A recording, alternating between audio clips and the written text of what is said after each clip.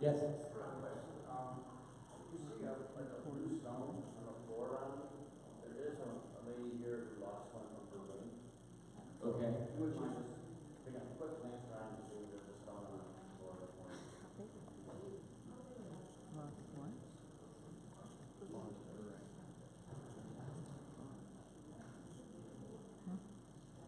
We're looking for blue stones.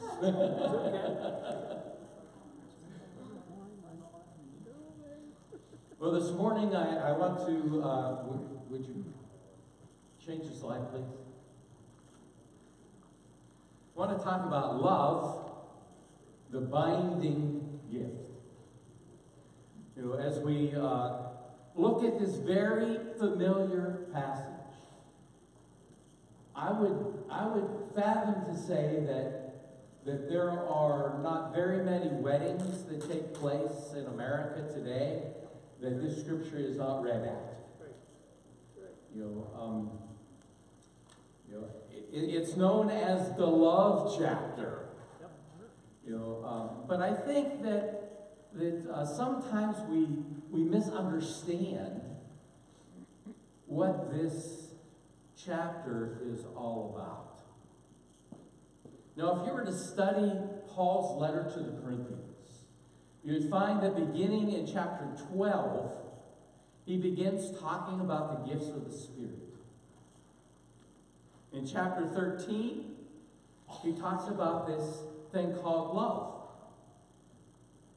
And then in chapter 14, he goes back to talking about gifts of the Spirit.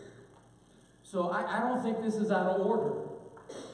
But I do think that Paul was trying to impress upon the people in Corinth, the believers in Corinth anyway, that love is the most important gift that the Spirit gives us. It's strong. It's binding. And so Paul wasn't talking to young couples that were getting married, or even old couples that were getting married. That happens sometimes. I've performed ceremonies for couples that are in their 70s. So it's not uncommon that older people get married, but he wasn't talking to couples. He was talking to believers. That this is the way we ought to treat one another as followers of Jesus. And he says, he begins by saying, if I speak in the tongue of men or of angels, but do not have love, I am a resounding gong or a clanging cymbal. It makes no difference what I say if I don't have love. It's just gibberish.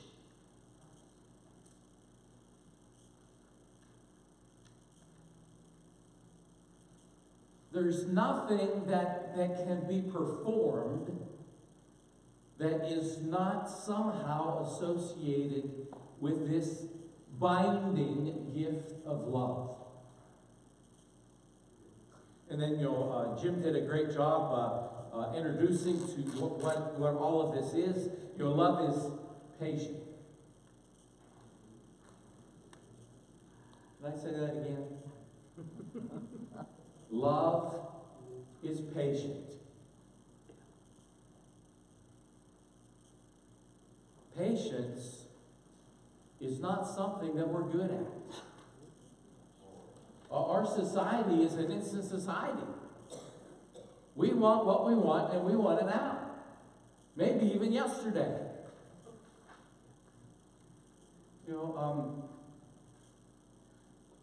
We're a throwaway society. If something goes bad, you throw away and get a new one. It's cheaper to buy a new Timex watch than it is to get it fixed. There's something wrong with that.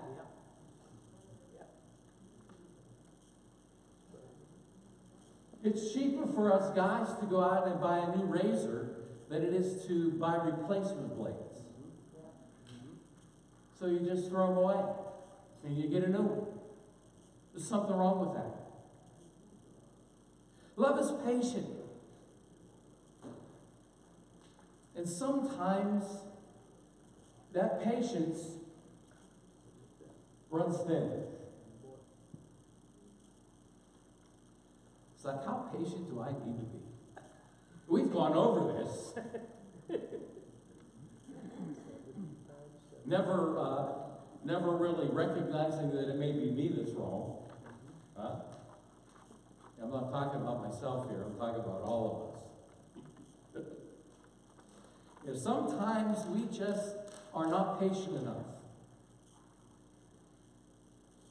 Love is kind. Somebody needs to spread that word out on Facebook. Love is kind.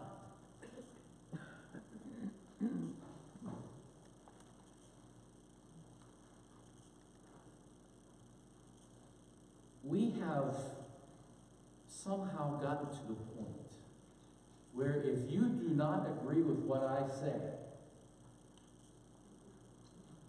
then you are wrong.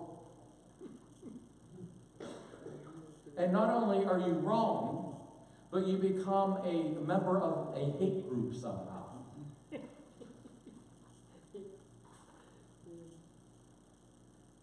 Love is kind. It doesn't envy.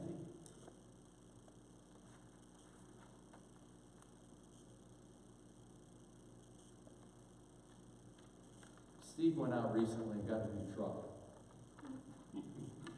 Well, how long ago was it? A few months ago? About a year and a half, okay. That's recently. Yeah, that's recently. And some people say, boy, I'd like to have that truck. Love doesn't do that. It's a Ford. Touche.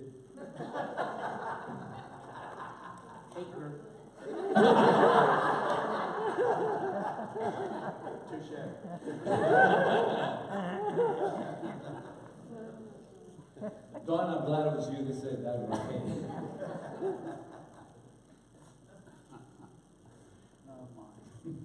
Love does not boast.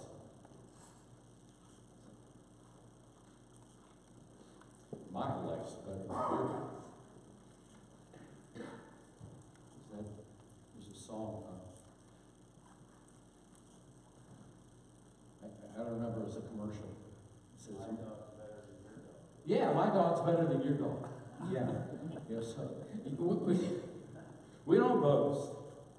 It's not proud. We don't go around, all puffed up because, I was right that one time. I get to celebrate that. I was right that one time. It does not dishonor others. I think that's something else we need to put out there on Facebook or on social media in general. People aren't interested in what you think. They're only interested in what they think. And if you don't think that way, then you have a flaw.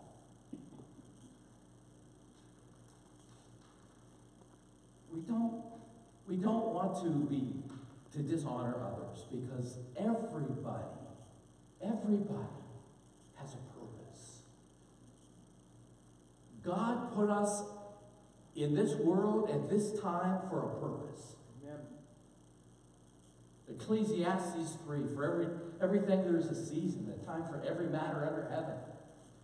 A time to be born and a time to die. We were put here on this earth at this time for a purpose.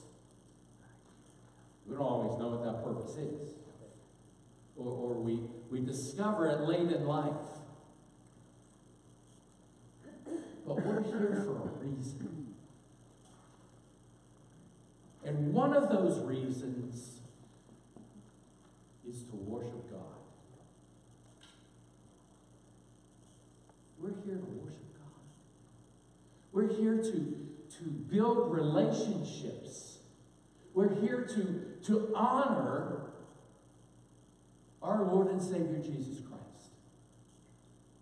Doesn't matter what we say or do. And you know, as I pray with the worship leaders every Sunday, we pray that what we do would honor God. Everything that we say and do. It's not about who's standing up here. It's not about the pastor is standing in front of you. It's about all of us coming together in the unity of our Lord and Savior Jesus Christ. That's our goal. So last Monday, or this past Monday, there was a meeting here, the first of the Nurture Outreach Witness Ministry of the team. And we talked about some interesting things. And some of that's in the bulletin, some of it's on clipboards. You know, that Dave, I told your story at that meeting, where you were standing out here and you saw the little boy who walked past with a blanket wrapped around his shoulders. And Dave said, if I wasn't so big, I'd give him my coat.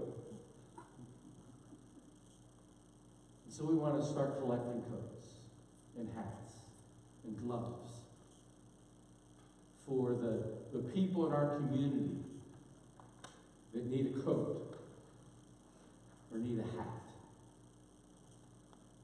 or gloves. And then also on the clipboards, we're talking about doing different things each month for our local community. A lot in conjunction with community ministries. That's what it's called. Community service.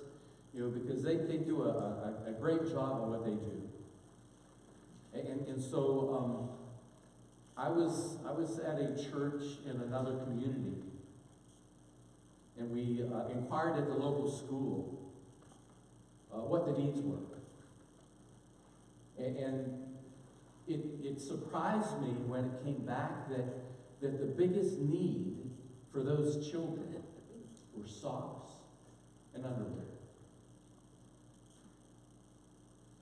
I would have never thought. Socks and underwear. And so, you know, on one of the clipboards, it talks about collecting those things to give to community services so they can distribute them to those who are in need.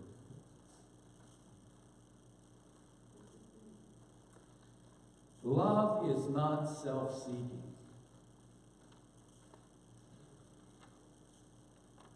Yeah, I think that not only are we living in a time in a society that is kind of instant potatoes, instant drive-through windows, for everything's instant. But we're also in a self-centered place where I am the most important person. I'm not sure how we got there, but we're there. Our society is there. It's all about me.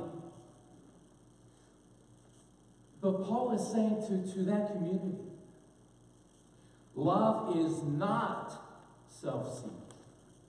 It's not easily angered.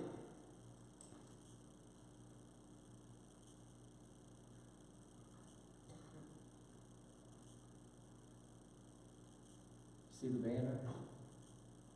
Talks about the fruit of the Spirit. And then it lists them. The fruit of the Spirit is love, joy, peace, patience, kindness, goodness, faithfulness, gentleness, self-control. Self-control. And notice it's the fruit of the Spirit, not the fruits of the Spirit. It's all one. We don't get to pick and choose which of these we want to abide by. As followers of Jesus, all of those apply. And probably one of the hardest things to do is that last one. Self-control. Yeah, I think I've shared with you in the past that as a lad growing up, I was a bit of a temper person. I don't know how many times that I would have taken my glasses off and thrown them across the room because I was angry. Which really didn't go over too well with my parents because they usually broke. And so it's kind of like what Paul says later on. In verse 11, when I was a child, I talked like a child. I thought like a child. I reasoned like a child. When I became a man, I put the ways of childhood behind me. Now, Ginger may disagree with me. That happens occasionally. She says I'm still a child. And I told her when that little boy inside of me dies, just close the lid. So, there is that little child in me that is still there.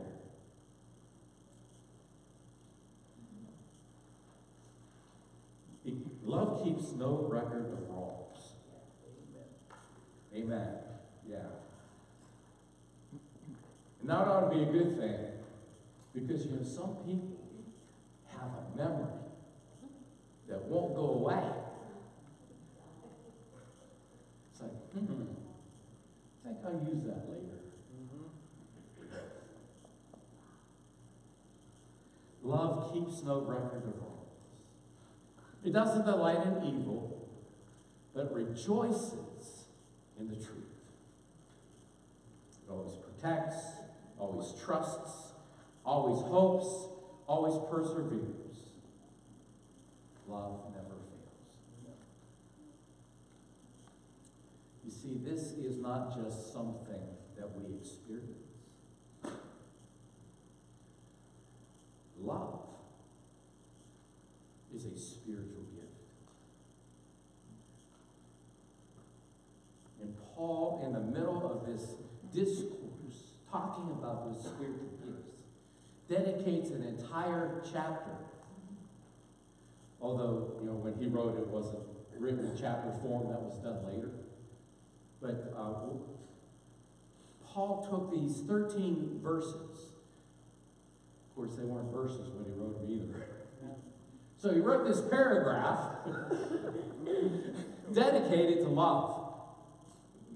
And it wasn't talking about, a couple, a man and a woman.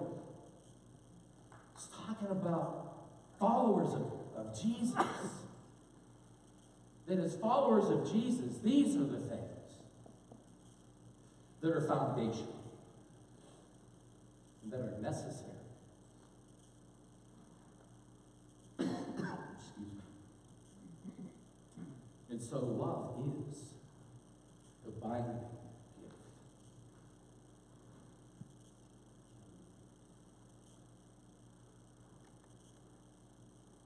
Our prayer ought to be, Lord, teach us to love. Teach us to love the way that you would want us to love. Help us to be the ambassador of Christ that we are called to be. And thanks be to God that we have been given this advice. And thanks be to God that we have the opportunity, we have the power to do just that. Amen? Amen. Amen.